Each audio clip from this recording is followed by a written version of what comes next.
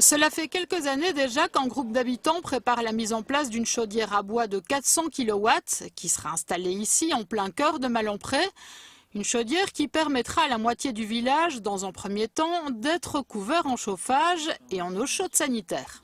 La chaudière est alimentée en copeaux de bois, comme on voit ici derrière par terre, qui sont en fait un produit qu'on trouve dans notre région en grande quantité.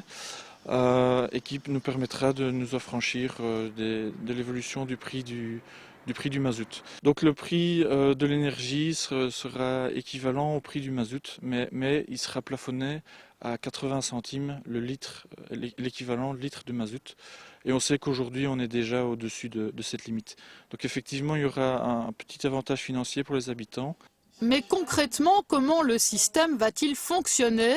En fait, des tuyaux seront installés sous les voiries communales.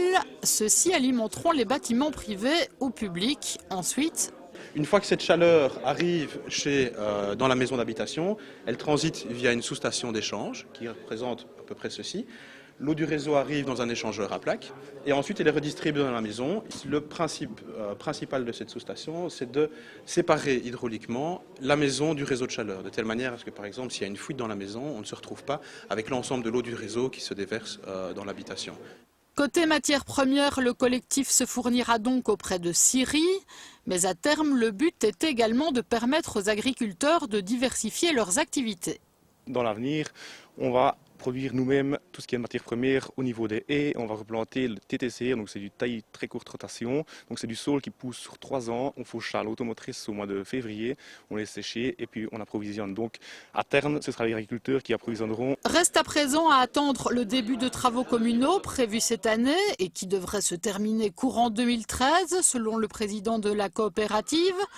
Une partie des habitants jouiront alors de ce système unique. Mais l'objectif est de fournir dès que possible de l'énergie à tous les habitants et de créer un village autonome.